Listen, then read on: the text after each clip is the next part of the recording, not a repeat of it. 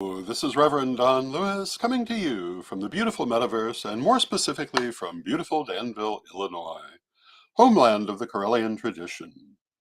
And this is Midday with Reverend Don. Welcome. And as you know, if you follow Midday with Reverend Don, you can take an active part in our conversation by typing your question or comment on whatever platform you happen to be watching on, and it will show up here in our chat room, and we can talk directly. And today, I have done something I've not done before. I have hit the button called Chat Overlay. So if you're watching, you should be able to see the chat room as comments come up. And hello to Michael in the chat room. It's good to see you. And as you can see, Michael's comment appears on the side of the screen. And I'm curious if people like the idea of seeing the chat. And if so, I may continue this feature. I only just found out you could do this, um, and it's kind of interesting. I don't really have a subject for today. I think I called the show All or Nothing. Hello to Lynn in the chat room. It's good to see you, Lynn. And what I mean by that is that I could talk about everything or nothing or who knows. Um, and if you have anything you'd like to talk about, please put it in the chat room, and I'll be happy to go there. Um, I watched um, I watched a movie last night, something I don't commonly do, but I've been wanting to see this one for a while. And it was the Snoop Sisters from early to mid 1970s. And it was called The Devil Made Me Do It. It was a Snoop Sisters mystery about witchcraft. And I thought, well, this might be interesting. I loved the Snoop Sisters when I was young, which was in the early 70s. Um, and if you're not familiar with the Snoop Sisters, they were two elderly women amateur detectives who were the subject of movies of the week at the time. And they were played by Helen Hayes and Mildred Natwick, with Bert Convy as their police officer nephew. And it was a formulaic mystery series, but the caliber of the performers tended to raise it a little bit above um, the quality of the script. Helen Hayes, if you're old enough to remember her, was considered the first lady of American theater.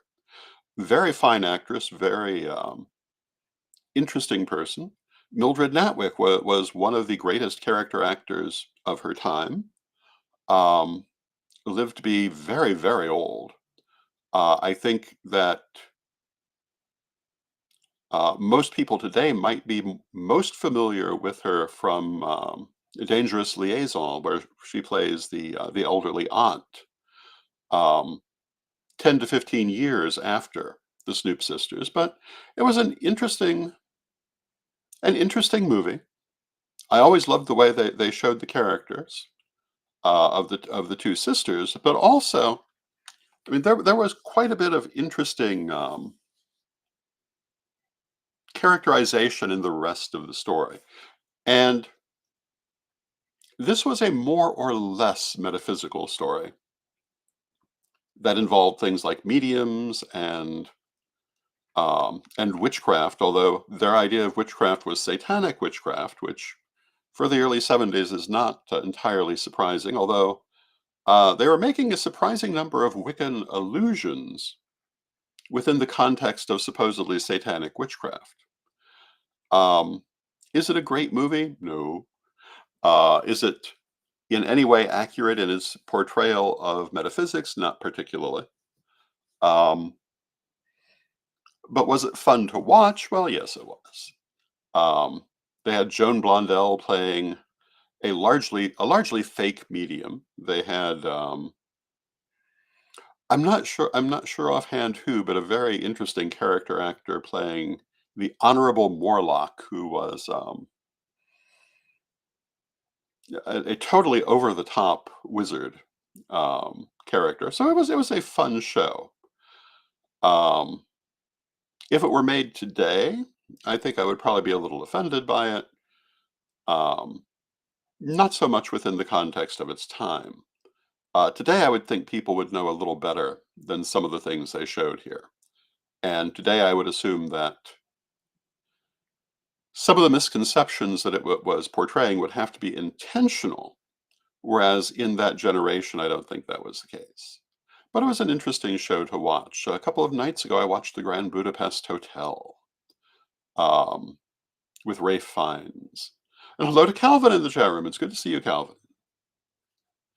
Um, Now, that was an interesting thing. I don't spend a lot of time watching movies and things, but this last couple of days, winter has come to Central Illinois, and I find that when there's a major change in weather, I often find myself, how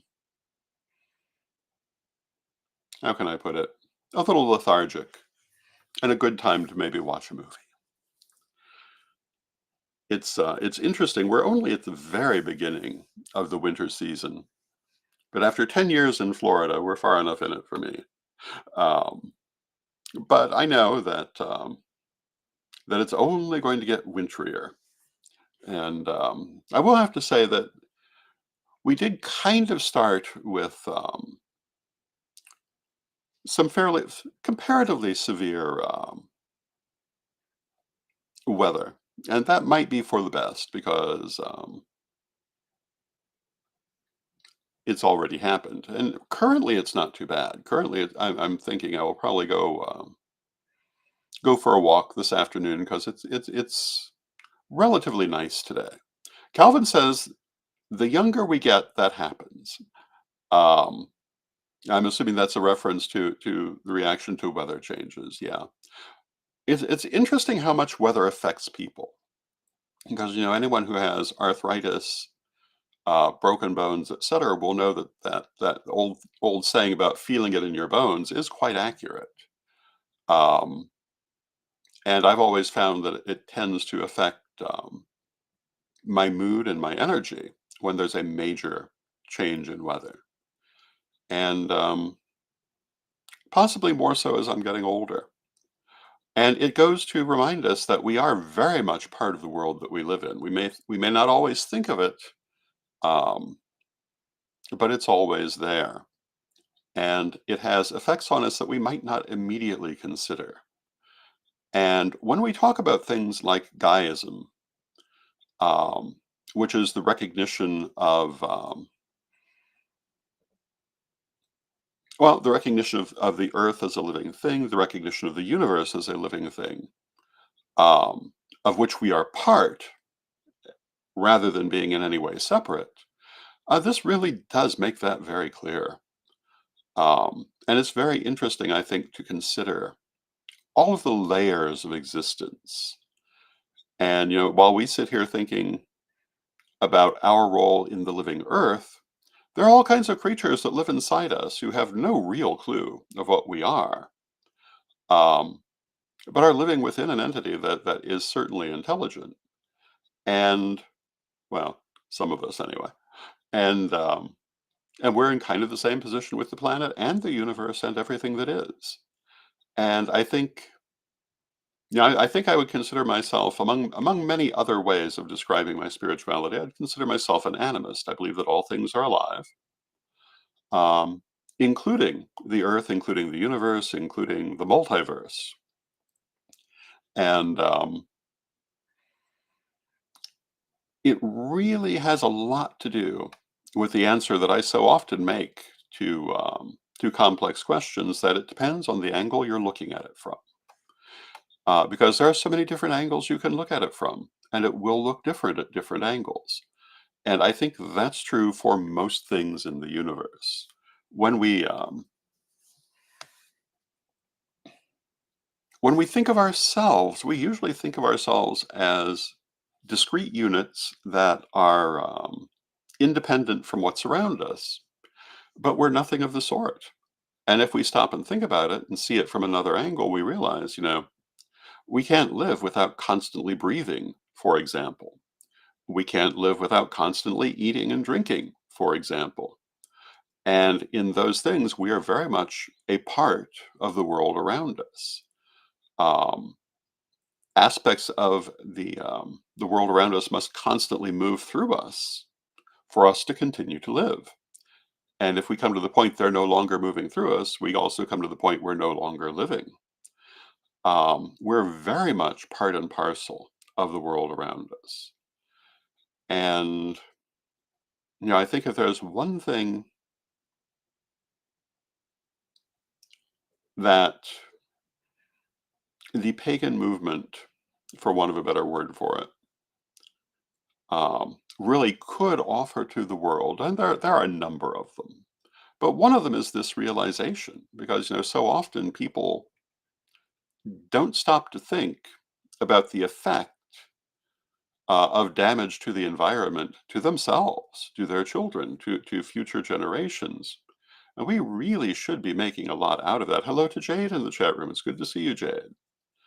Um, I don't know that we emphasize it often enough, but we are absolutely not separate from the world that we live in. Our consciousness has an illusion of separation. And I think that for anything that exists, you can view it as being a separate, discrete thing or as being part of a larger whole, and both will be true, um, depending on how you're looking at it.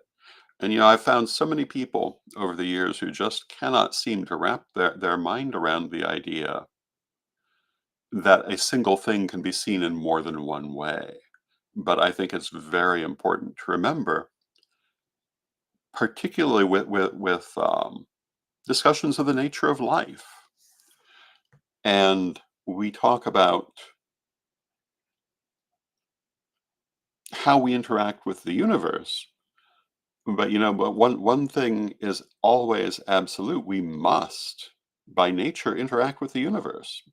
Because again, if we're not constantly consuming from the universe, we will cease to exist. We must consume air, we must eat, we must drink. Um, this is simply part of how our lives work. And if you ignore that aspect of existence, you really are not looking at existence realistically. And hello to Brian in the chat room. It's good to see you, Brian. Um, I think that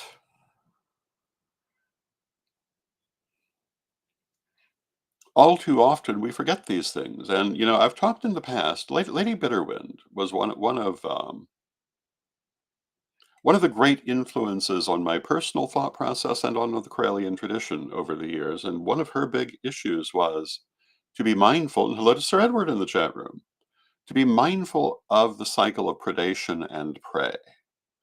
That you could not really say you worshipped nature or revered nature or whatever if you were not conscious of the cycle of predation and prey, because it's at the very center of nature.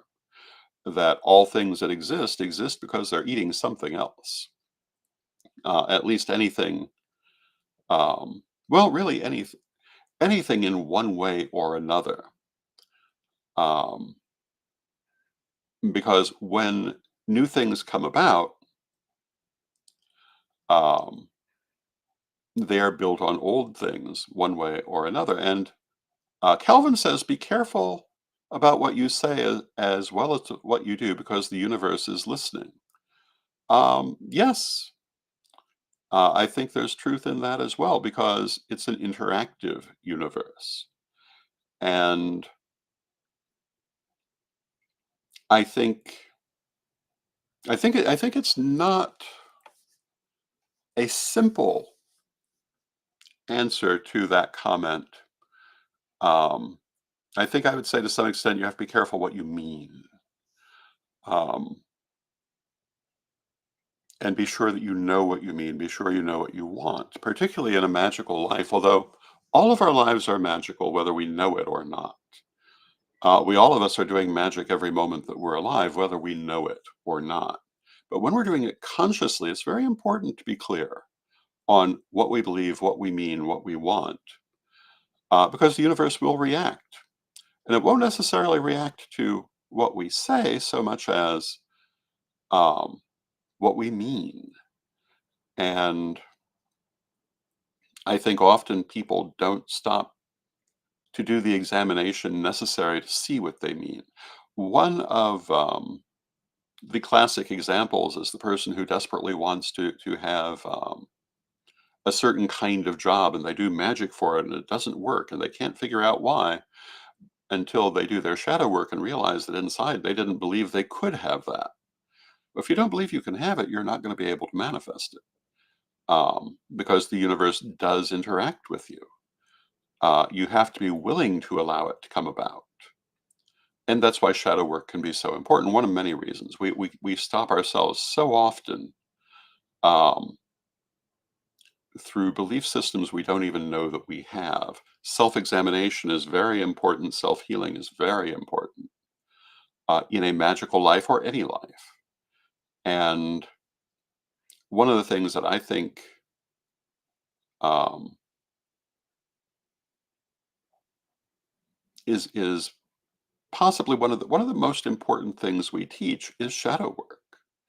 And there are people who have more stuff in their shadow than they have out of it. And working to free that energy does makes a tremendous change in your life. And having a shadow is natural. The shadow are the things that generally you're not conscious of, things that limit you, things that um, a lot of things can be placed into the shadow category. But working to heal that, working to release that is very, very important. Um, and so that's why, for example, when I was writing the lessons, I made it a point to start with shadow work right at the very beginning. And hello to Kazan in the chat room. It's good to see you, Kazan. So, what do people think about having the chat on the screen? Are you enjoying that? Um, I it's it seems to me that it's interesting. Um, I figure we'll find out. But again, shadow work is something I think we cannot emphasize too much, because it's vitally important. But it also, if you've read the first degree lessons that I wrote, you'll notice I avoid using that word for the majority of the volume because the word can be frightening to people, because of their preconceived notions, which is one of the things that's in the shadow. Um, but we actually start with shadow work right at the very beginning. And I think, oh, and hello to George in the chat room. And George says, "Hello, Don. Seeing the chat is okay. Very good. I will have to try to remember to keep doing this." Um, and going back to seeing things in different ways. Hello to Jaya in the chat room.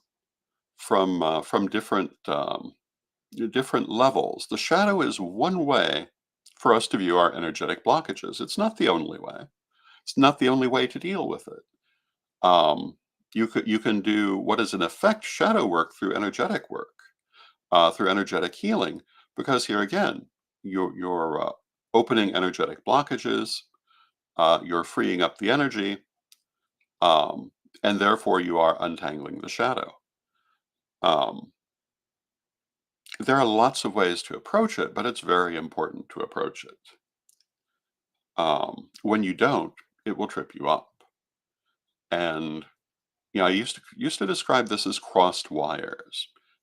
Very often, people when I was doing a lot of reading, and I'm starting to do a lot of reading again. And by the way, if anyone would like a reading, I am available for readings. Um, you can email me at donlewishp@aol.com if you'd be interested in setting one up. But I often found people who thought they wanted something, but inside they really didn't. Either they really didn't want it, or they were afraid of it, or they thought they could not have it. And sometimes they were,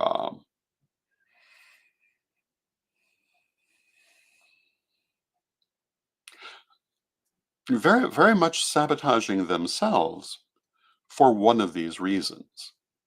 And sometimes this could be easily overcome, sometimes it was much harder. Another classic example is the person who thinks that they really want a romance in their lives, but in truth, they're afraid of having a romance, that they have negative associations with it. And so they never get that because, in truth, they didn't really want it, or they do get it and it's very negative because that's what they expected it to be. Shadow work helps us to change those expectations, to change those beliefs, and therefore to change what we receive. It helps us to be clearer in what we're doing. And um, I think the whole world would be in a much better place if everyone was doing shadow work. You look around so often and you'll see that what people say they want can be very, very different from what their actions are. And especially in the world of politics, where stated goals and actual actions can be very much at opposition. But this too is an example of shadow work, or a place rather where shadow work would be very helpful. So again, I cannot too strongly emphasize the importance of shadow work. And there are so many ways to do it, but what it comes down to is self examination and self healing. And if you're leading a magical life, this is very, very important. Um, if you're leading a magical life, the most important magical tool that you're ever going to have is not an athame, not a chalice, not a wand, not a pentacle, not anything else, but your own being. And I've noticed over the years people who will take all kinds of care of these physical objects, but pay very little attention to the state of themselves. And you'll find you'll be far more successful by focusing on your own clarity, your own healing, your own clearing your own shadow than by anything external. And I think that this is part and parcel of any magical journey, whether that term is used or not, whether there's any conscious attempt at shadow work or not. I think that invariably the magical user will be drawn to shadow work. Whether they choose to actually do it is another matter, but I think they will be invariably drawn to it. And and again, there are so many ways of doing it, not all of which require you to be conscious of the fact you're doing it. Um, and like magic itself, I think to some extent, um, it's a natural part of life. But when we bring our conscious intent to doing it, we greatly exacerbate the our skill in making this healing and these changes.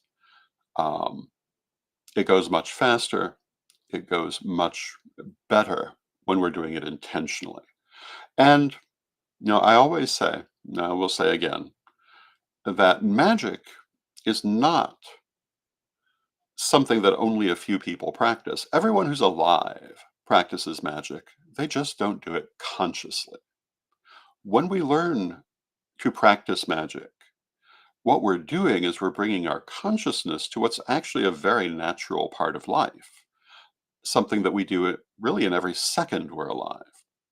But when we start to do it consciously, we take a lot more control over it and we gain a lot more facility with it, including the clarity that we get through shadow work. And ideally, the magical life is a fully self actualized life. And um, it's not necessarily well, obviously not what you see in a lot of Hollywood type films, but it is just as remarkable in its way. Um, Yeah, I started the half hour talking about films, and I've just reminded myself of another film, The Raven, with Vincent Price, Boris Karloff, and Peter Lorre and Jack Nicholson from, I think, the year that I was born, which is about a battle between two powerful wizards, with a third rather sad sack wizard played by Peter Lorre. And you look at this, and it is nothing like real life, um, for the most part. Although I will have to say that the level of politics they engage in is not too far off from our community, but nothing else resembles it. Um, the way they portray magic, the way they portray a magical lifestyle, certainly does not really reflect reality. And again, the reality, magic is a natural part of life. And when you become very skilled with magic, it usually unfolds in ways that you only really recognize because you know you created it, you asked for it. Otherwise, it usually looks pretty natural. Not always. Sometimes it will be very striking, but very commonly, you could easily write it off if you chose to. But when you set out to do it and it comes to pass, you should not do that. But this is because it is a natural process. It's what's happening to us anyway. When we study magic, we're just taking control of that process. And I am a great believer and try to be a great practitioner of the idea of being conscious of what you're doing. And, like everyone else, being human, I'm certainly not conscious of everything I'm doing. Hope to become more conscious as I go. And I don't think that there's any point at which we are incarnate in this world in which we'll be fully conscious of everything that we're doing, because not enough of our consciousness is in this world. More of our spirit um, exists in higher planes that also has something to do with what's happening. So we'll never have full consciousness, in my opinion, but we can work for more and more of it. And maybe well, I mean, I often say the purpose of life is to more greatly embody spirit in the physical world. So maybe at some point, yes, but not as we are now. Now, Calvin says it becomes second nature. It really does. Um, when you become highly magical, one of the things you'll find is that magical effects will happen for you without your necessarily having taken time to do anything, merely having decided on it. One of the most banal but also remarkable effects I found over the years is that there was a point in time where, and it still happens from time to time, if I thought of a movie or a book or something else I wanted to see or know, within a couple of days it would be right there. Um, I um, might not have seen the thing for years, but once it entered my consciousness, it would show up. And that's what happens when you're in a good magical state. The universe reacts to you. You react to it, and it is second nature. But with that, I see that we've come to the end of our half hour, and this has been our all or nothing episode. And it's been kind of fun not having a particular subject to talk about. Yesterday, we were talking about how to write a book, and I thought that was a very focused broadcast. Today, just talk. But talk can be fun, and it's always good to see all of you. I hope you're having a wonderful Friday, and I love you all. I love spending this time with you. And let's close with our prayer, as we always do. And Divine Mother Goddess, Divine Father God, beloved ancestors, we thank you for all that you do for us in our lives, and we ask you to help us to be conscious of our motivations and our emotions and our reactions as we go through life. Help us not to have crossed wires, but to have clear connections. Beloved Mother Goddess, beloved Father God, beloved ancestors, we thank you with great thanks And knowing you are always with us, but from respect, we thank you for your presence, and may you be blessed now and always. And I thank you for your presence, and may you be blessed now and always, and I will see you on Monday.